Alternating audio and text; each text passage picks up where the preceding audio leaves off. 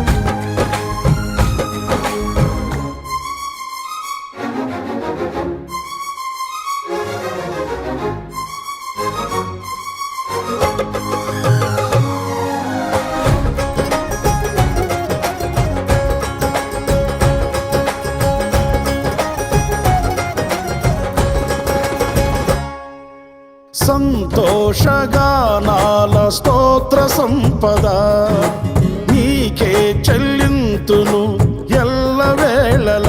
అనురాగశీలుడా, అనుగ్రహపూర్ణుడా, నీ గుణశీలత వర్ణింపతరమా. అనురాగశీలుడా, అనుగ్రహపూర్ణుడా, నీ గుణశీలత వర్ణింపతరమా. నా ప్రేమ ప్రపంచము నీవేనయ్యా, నీవు లేని లోకాన నేనుండలేనయ్యా. నా ప్రాణం నా ధ్యానం నీవేనయ్యా, నా ప్రాణం నా ధ్యానం నీవేనయ్యా. నీకేగా నా స్తుతి మాలిక, నీ కొరకే ఈ ఘన వేదిక.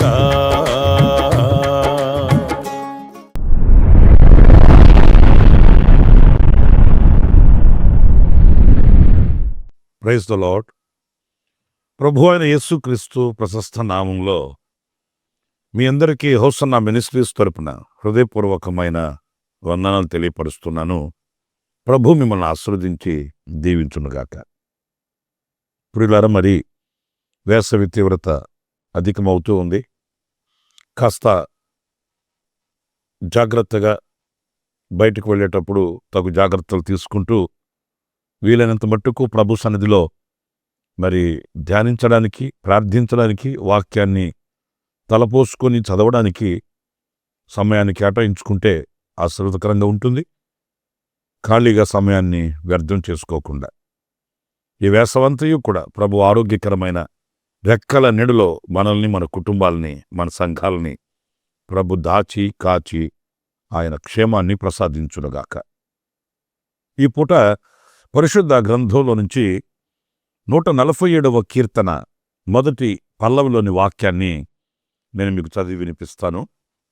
యెహోవాను స్తుతించుడి, యెహోవాను స్తుతించుడి.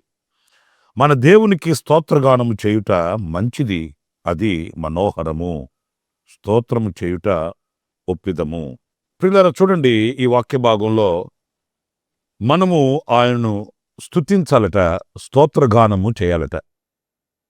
ఎందుకు అనే మాటకి అర్థమే లేదు అని నేను అనుకుంటాను. ఆయన స్తుతించడానికి ఎన్ని కారణాలున్నాయి? ఎన్ని కారణాలు లేవు? మనం తలంచాలనే గాని, స్మరించాలనే గాని, జ్ఞప్తికి తెచ్చుకోవాలనే గాని లెక్కకు మించినవి ఘనకార్యాలు, గొప్ప కార్యాలు ఆయన సన్నిధిలో అనుక్షణం అనుభవిస్తూనే ఉన్నాము. దేవుడు నాకు ఏ మేలు చేయలేదు అనే వ్యక్తి ఈ భూతలంపై సజీవునిగా లేడు. ఎందుకంటే అసలు అన్నిటికంటే ఘనమైన గొప్ప అద్భుతం ఏంటంటే, ఈ గాఢాంధకారం లోకంలో ప్రభు మనల్ని సజీవులుగా ఉంచి మన జీవాన్ని ఆయన కృపలో దాచి ఉంచి ఆయన రెక్కల నీడలో మనల్ని కాపాడడమే గొప్ప అద్భుతం. దానికి మించిన ఘనకార్యం, గొప్ప కార్యం మరొకటి లేదు అని చెప్పడంలో సందేహమేమీ కూడా లేదు. ప్రియమైన దేవుని బిడ్డలారా, ఆయన స్తుతించాలి అన్నప్పుడు మన హృదయం మొదటగా కృతజ్ఞతతో నింపబడాలి. ఎవరు ఆయన్ని స్తుతిస్తారు? ఆయన మేలులు యోచించలేని వారు, ఆయన ఘనకార్యములను చూడలేని వారు ఆయన స్తుతించలేరు కదా. ఆయన చేసిన మేలులను గుర్తించి తలంచి ఆ ఘనకార్యములను పొందుకున్న వాళ్ళు మౌనంగా ఉండలేరు కదా. మరి ఈ రోజున ఏ కోవకు చెందిన వారం మనము? మేలులు అనుభవిస్తూ మర్చిపోతున్నామా? లేక ప్రభు చేసిన మేలులు తలంచుకుంటూ స్తుతిస్తున్నామా? కొంతమందిలో కృతజ్ఞతాపూర్వకమైన భావన కనిపించదు. అనుభవిస్తుంటారు, పొందుకుంటుంటారు, ప్రార్థిస్తుంటారు, దేవుని దగ్గర ఆశీర్వాదాలన్నీ అందుకుంటుంటారు, కానీ ప్రభు చేసిన మేలులను తలంచి స్తుతించడం వారికి చేత కాదు. ఆ భావన కూడా వారికి కలుగదు.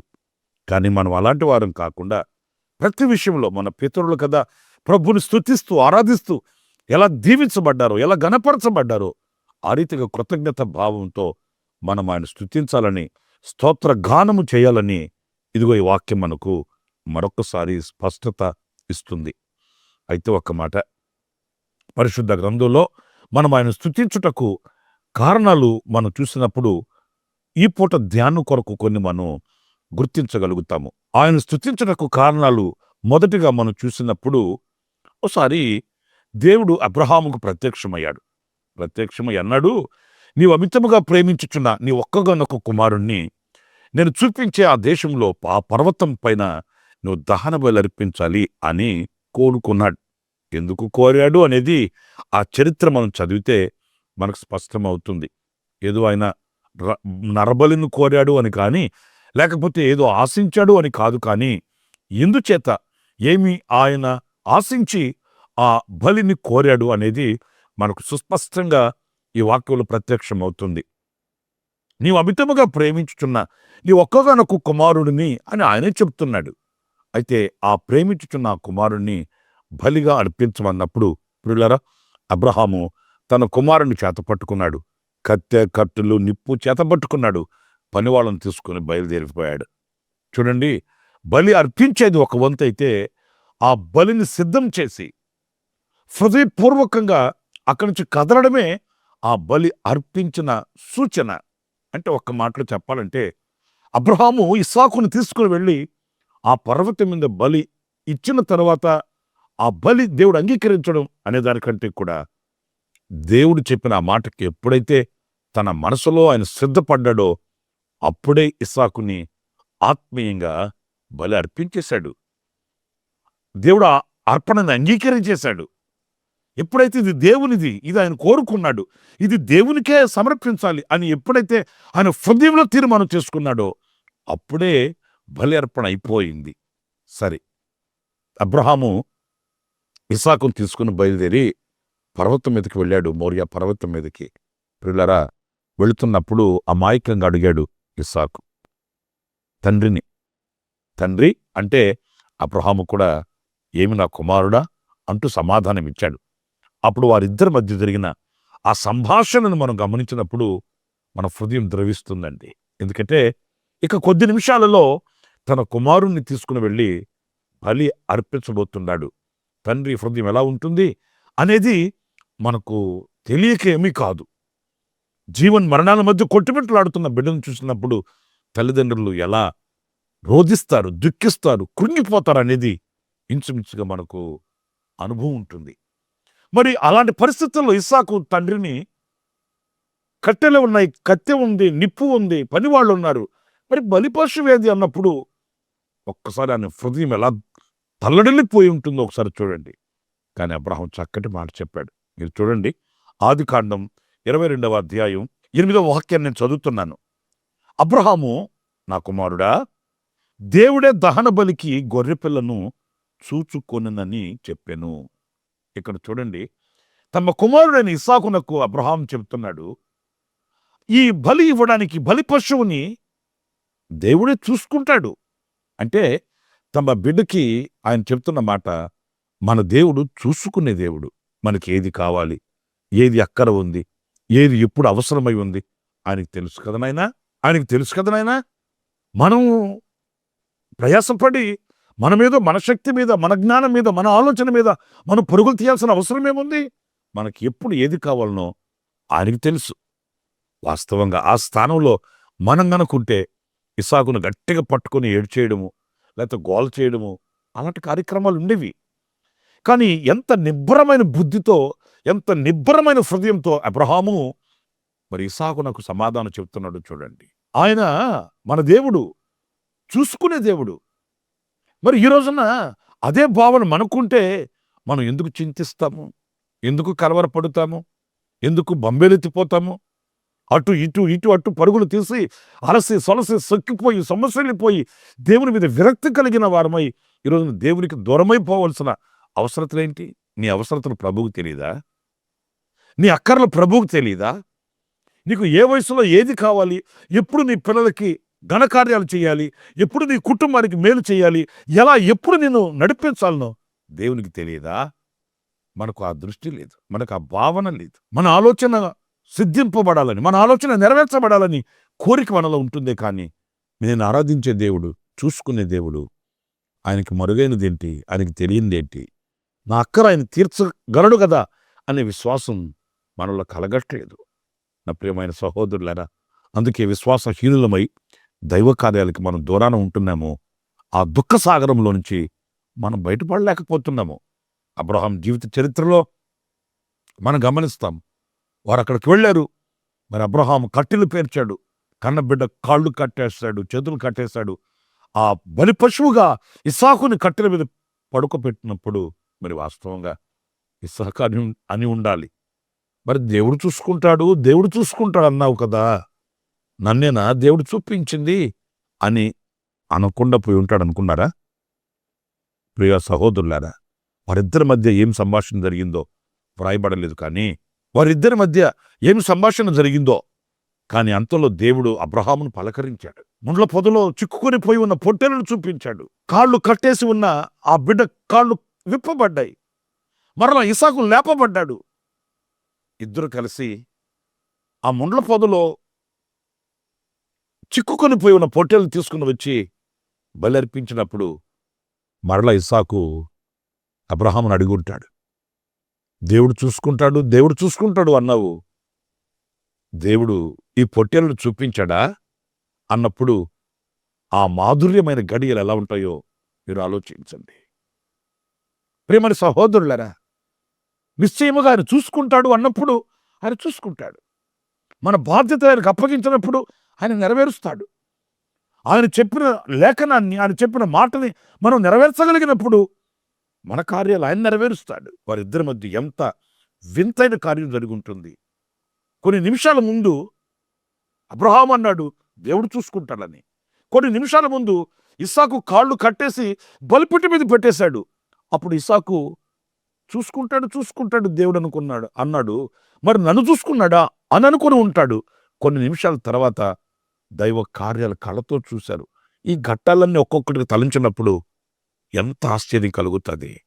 మరి అన్ని ఆశ్చర్య కార్యాలు చేసిన దేవునికి స్తుతిగానం చేయకుండా, ఆయన చూసుకునే దేవుడు వాళ్ళకి అద్భుతం చేసినప్పుడు స్తుతిగానం పాడకుండా ఇంకెలా ఉండగలుగుతారు?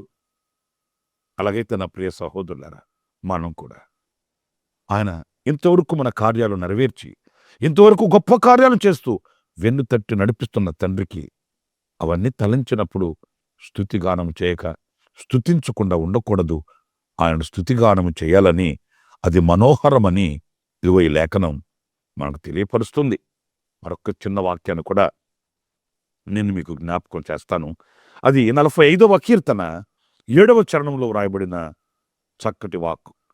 నీవు నీతిని ప్రేమించి భక్తిహీనతను ద్వేషించుచున్నావు, కావున దేవుడు నీ దేవుడే చెలికాళ్ళ కంటే హెచ్చగునట్లుగా నిన్ను ఆనంద తైలముతో అభిషేకించి ఉన్నాడు. ఇక్కడ మనం గమనించినప్పుడు ఆయన చెలికాళ్ళ కంటే హెచ్చగునట్లు మనల్ని హెచ్చిస్తాడంట. ఎందుకు ఆయనకి స్తోత్రగానం చేయాలి? ఎందుకు ఆయనను స్తుతించాలి? ఆయన హెచ్చించే దేవుడు, ఆయన చూసుకునే దేవుడండి. మన ఎడల ఆయన కోరుకున్నది ఏంటి అనంటే మనం హెచ్చుగా ఉండాలి, ఉన్నతంగా ఉండాలి, ఉన్నత స్థితిలో నడవాలి, ఉన్నత స్థితిలో బ్రతకాలి. మనలో ఉన్న కొదువ ఆయనలో ఉండదండి. మనం ప్రార్థన చేసేటప్పుడు అంటుంటాం అమాయకంగా, 30 60 అని. కానీ దేవుడు మనల్ని ఎలా కోరుకున్నాడు అనంటే మనం బహుగా ఫలించాలని, ఉన్నతంగా బ్రతకాలని, ఉన్నతంగా హెచ్చించబడాలని. ప్రియమైన దేవుని బిడ్డలారా, ఆయన మనల్ని ఇంత ఉన్నతంగా ఆలోచించినప్పుడు మనం ఎక్కడున్నాం? ఎక్కడ వేసిన గొంగళి అక్కడే అన్నట్లుగా సతికిలబడిపోయి ఉన్నామా? లేకపోతే హెచ్చించబడుతున్నామా? దేవుని చేత ఆశీర్వదించబడుతున్నామా? మరి ఆయన మనల్ని హెచ్చించాలంటే, ఆయన మనల్ని ఆశీర్వదించాలంటే తగిన యోగ్యత, అర్హత కూడా మనం కలిగి ఉండాలి కదా. ఆయన మనల్ని హెచ్చించినట్లు, ఘనపరచునట్లు, మనల్ని దీవించినట్లు, ఉన్నత స్థితికి మనల్ని తీసుకుని వెళ్ళేటట్లు ఆ అర్హతని మనం కలిగి ఉన్నామా అనే ప్రశ్నకు సమాధానం ఏంటి? ఆయన మన నీతికి తగినట్లు, ఈ వాక్యంలో మనం గమనించినప్పుడు, నీవు నీతిని ప్రేమించి భక్తిహీనతను ద్వేషించుచున్నావు గనక. మరి ఈ అర్హతని మనం కలిగి ఉండాలి కదా, భక్తిహీనతను ద్వేషించడం. ఈరోజు లోకంలో మనం నిండుకొని ఉన్నటువంటి అనుభవాన్ని చూస్తున్నాము. శక్తి కలిగిన భక్తిని, నీతిని వెతకవలసి వస్తుంది. భక్తిహీనతని ఈ రోజున మనం నిండుకొని ఉన్నటువంటి లోకాన్ని చూడవలసి వస్తుంది. ఎటు చూసినా కూడా నీతి లేని కార్యక్రమాలు, భక్తిహీనతకు సంబంధించిన క్రియలు కనిపిస్తున్నాయండి. భక్తి లేక కాదు, ప్రతి వ్యక్తి ఏదో ఒక భక్తి చేస్తూనే ఉన్నాడు. కానీ ఆ భక్తి హీనమైన భక్తి, భక్తిహీనత. చాలినంత భక్తి కాదు, ఉండవలసినంత భక్తి కాదు, హీనమైన భక్తి. దేవుడు మెచ్చే భక్తి కాదు, ప్రతిఫలం తెచ్చే భక్తి కాదు. ఎదుటివారిని హింసించడం అనేది ఒక భక్తి అయిపోయింది. ఎదుటివాని రక్తాన్ని చూడాలి అని అనుకోవడం ఒక భక్తి అయిపోయింది. ఎదుటివారిని హింసించి, వేధించి, బాధించి నేను గొప్పవాణ్ణి కావాలి అనుకోవడం కూడా ఒక భక్తి పారవస్యమైపోయింది. అలాంటి లోకపు నీతి ఏలుబడి చేస్తుంది. కానీ దైవ నీతి అలాంటిది కాదు, దైవ భక్తి అలాంటిది కాదు. అది లాభసాధకమైనది, అది మనకు క్షేమాన్ని కలుగు చేస్తుంది. ఆ భక్తి మనకు ప్రతిఫలాన్ని కలుగు చేస్తుంది. ఆ భక్తి మనల్ని దేవునిలో స్థిరపరుస్తుంది. మరి ఈ రోజున నీతిని ప్రేమించి భక్తిహీనతను ద్వేషించుచున్నామా? లేకపోతే నీతిని ద్వేషించి భక్తిహీనతను ప్రేమిస్తున్నామా? ఈరోజు ఎక్కువగా మనం చూస్తున్నాము, నీతినే ద్వేషించి భక్తిహీనతను ప్రేమిస్తున్నారు.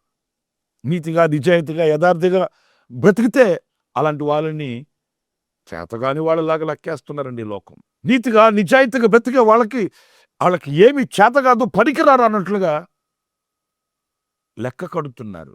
కానీ నేనంటాను, లోకం ఆ రీతిగా లెక్క కట్టినా సర్వశక్తి కలిగిన దేవుడు మన ప్రక్కన నిలిస్తే చాలు. ఆ సర్వశక్తి కలిగిన దేవుడు దృష్టిలో మనం ఉంటే చాలు. ఆయన మనల్ని హెచ్చిస్తాడు, ఆయన మనల్ని ఘనపరుస్తాడు. ఆయన ఘనతకి ఏది అడ్డు నిలబడలేదు, ఆయన ఘనతకి ఏది పోటీ రాలేదు. ఆయన ఘనతని అనగదొరకగలిగిన శక్తి ఈ లోకంలో దేనికి కూడా లేదు. అన్నప్పుడు నీతిని ప్రేమించుచున్నామా, ద్వేషించుచున్నామా అని విమర్శ మనకు కలగాలి. ఆటుపోటులో ఎదురైన అవాంతరాలే వచ్చినా, అభ్యంతరాలే ఉవ్వెత్తు కెరటాల వల్లే మన మీద విరుచుకుపడినప్పటికీ నీతిని మనం విడిచిపెట్టకూడదు. నీతిని ప్రేమించి మనం దుర్నీతిని, భక్తిహీనతను ద్వేషిస్తే ఆ యోగ్యతను బట్టి ఆయన నిన్ను హెచ్చిస్తాడు, ఆయన నిన్ను హెచ్చిస్తాడు. లేఖనాల్లో మొర్దెకై చరిత్ర మీరు చూడండి, షడ్రక్, మెషక్, అబేద్నెగోల యొక్క చరిత్రలు మీరు చూడండి. వాళ్ళు సద్భక్తితో బ్రతకను ఉద్దేశించారు. హింసలైనప్పటికీ వాళ్ళు భయపడలేదు, భక్తి మార్గాన్ని తొలగిపోలేదు, విశ్వాసాన్ని కాపాడుకున్నారు. వాళ్ళు భక్తిహీనతను ద్వేషించి నీతిని అనుసరించినందున అగ్నిని చల్లార్చగలిగారు, సింహాల నోళ్లు ముయ్యగలిగారు.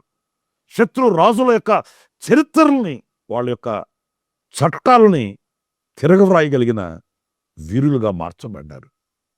నా ప్రియమైన వారలారా, ఆయన స్తుతించాలి. ఎందుకంటే ఆయన మనల్ని హెచ్చించగలిగిన వాడు. మొర్దెకై హెచ్చించబడ్డాడు. షడ్రక్ మెషక్ అబేద్నెగోలు హెచ్చించబడ్డారు. ఇదిగో మనం కూడా ఆ హెచ్చించే దేవుడిని స్తుతించాలి, ఆయనకు స్తోత్రగానం చేయాలి. ఆఖరిగా ఇంకొక చిన్న మాటని మీకు జ్ఞాపకం చేస్తాను. ఈ 147వ కీర్తనలో 3వ చరణంలో రాయబడిన మాట ఏంటంటే, గుండె చెదిరిన వారిని ఆయన బాగు చేయువాడు, వారి గాయములు కట్టువాడు. చూసారండి, వాక్య భాగంలో 2 విషయాలు మనం చూస్తాం. 1 బాగు చేయువాడు, 2 కట్టువాడు. ఏం బాగు చేస్తాడు, ఏం కడతాడు? చెదరిన గుండెను బాగు చేస్తాడంట, గాయములను కడుతాడట. చూడండి, మన ప్రభు ఎవరు అనంటే మన హృదయాన్ని చూచేవాడు, అంతరంగాన్ని ఎరిగినవాడు. ఆయనకు మరుగైనది చాటైన చోటేమీ లేదు. అయితే ఇక్కడ చెదరిన గుండె అది ఎవరికి కనిపిస్తుంది? మనిషి బాగానే ఉంటున్నాం, బాగానే తిరుగుతుంటున్నాం, బాగానే తింటుంటున్నాం, అన్ని రంగాలలో ఘనమైన వ్యక్తులుగా ఉంటున్నాం. కానీ గుండెల్లో ఉన్న వ్యధ పోతుందా? హృదయంలో ఉన్న అలజడి తొలుగుతుందా? మనసులో ఉన్న బాధలు ఈ రోజున దూరం అవుతున్నాయా? తింటున్నా, తిరుగుతున్నా, ఉంటున్నా, పనిబాటలు చేసుకుంటున్నా, ఆ మనోవేదన హృదయంలో ఈ రోజున మనిషిని కృంగదీస్తున్నటువంటి వాస్తవం మనకు తెలుసు కదా. మరి ఈ దాగి ఉన్న ఈ బాధని, ఈ వేదనను, ఈ క్షోభను ఎవరు బాగు చేస్తారు? ఎవరు బాగు చేస్తారండి? మనసెరిగిన మహామనిషి ఒకే ఒక్కడు, ఆయన మన ప్రభు అయిన యేసుక్రీస్తు. ఆయన చెదరిన నీ గుండెను బాగు చేస్తాడు. ఏ విషయాలలో నీ హృదయం చెదరి ఉందో మనుషులుగా ఎవరికి తెలియకపోవచ్చు.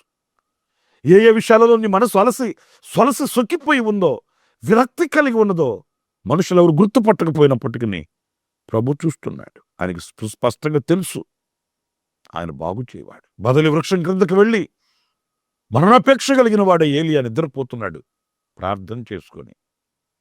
ఎవరు గుర్తించారు? ఎవరు పలకరించారు? ఎవరు ధైర్యపరిచారు? ఎవరు ప్రోత్సహించారు? ఎవరు లేవనెత్తారు? సర్వశక్తి కలిగిన దేవుడు తప్ప. ఆ దేవుడే నిన్ను చూస్తున్నాడు. ఆ దేవుడే నీతో మాట్లాడుతున్నాడు. ఆ దేవుడే నీతో పలకరించువాడు. ఆ దేవుడే నీ హృదయాన్ని ఎరిగి నీ హృదయంలో ఉన్న ఆ కలతని, కలవరాలను తొలగించి బాగు చేయగలవాడు. నీ గుండెకు కలిగిన గాయాన్ని ఆయన కడుతాడు. మనుషులు హృదయాన్ని గాయపరుస్తారు, పరిస్థితులు హృదయాన్ని గాయం చేస్తాయి, కానీ దేవుడు ఆ గాయాన్ని కడుతాడు. మనుషుల్లాగా దేవుడు గాయాలు రేపేవాడు కాదు, దెబ్బ కొట్టేవాడు కాదు, రక్తం చూసేవాడు కాదు. మన కొరకే రక్తం కార్చేవాడు, మన కొరకు దెబ్బలు తిన్నవాడు, మన కొరకు దిగి వచ్చి ప్రక్కన నిలిచి ఆదరించే ఆదరణకర్త. అందుకే ఆయనకు స్తోత్రగానం చేయాలి, ఆయన స్తుతించాలి. తలలోంచండి ప్రార్థన. జీవాధిపతి అయిన ప్రభువా, మీకు వందనాలు. మిమ్మల్ని స్తుతించాలి, మిమ్మల్ని ఆరాధించాలి. కారణాలు ఎన్నో ఉన్నాయి, మా ఊహకు మించినవి ఉన్నాయి. ఇదిగో కొన్నిటిని మేము ధ్యానించగలిగాము. ప్రభువా, మమ్మల్ని ఈ స్థితిలో ఉంచావు, మీ నామాన్ని స్తుతించేటట్లు ఉంచావు, సజీవుల దేశంలో మమ్మల్ని నిలబెట్టావు. అందుకు నీకు స్తోత్రాలు చెల్లిస్తున్నాను. నీవు మా సమస్తాన్ని చూసే దేవుడవు, మా నీతికి తగినట్లు మమ్మల్ని హెచ్చించే దేవుడవు.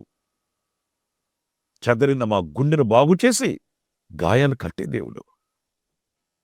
నాయనా, మేము స్తుతించకుండా ఎలా ఉండగలము? ఆరాధించకుండా ఎలా ఉండగలము? మా స్తుతుల సింహాసనమందు మీరు ఆసీనుడవై మమ్మల్ని కడవరకు నడిపించమని మమ్మల్ని మీ చేతులు సమర్పించుకుంటూ యేసు ప్రశస్త నామంలో ప్రార్థన చేసి వేడుకొనుచున్నాను తండ్రి. ఆమేన్, ఆమేన్. ప్రభు మిమ్మల్ని ఆశీర్వదించి దీవించునుగాక. ఈ దినమంతా విశేషమైన కృప నా దేవుడు మీకు సమృద్ధిగా అనుగ్రహించుగాక. ఆమేన్. ప్రతిదినము ఈ అనుదిన కృపాను సందేశముల కొరకు, ఇంకా మరిన్ని ఆత్మ సంబంధమైన సందేశాల కొరకు ఈ మా యూట్యూబ్ ఛానల్ ను సబ్స్క్రైబ్ చేసుకోండి. Pastor Ramesh hosanna ministries.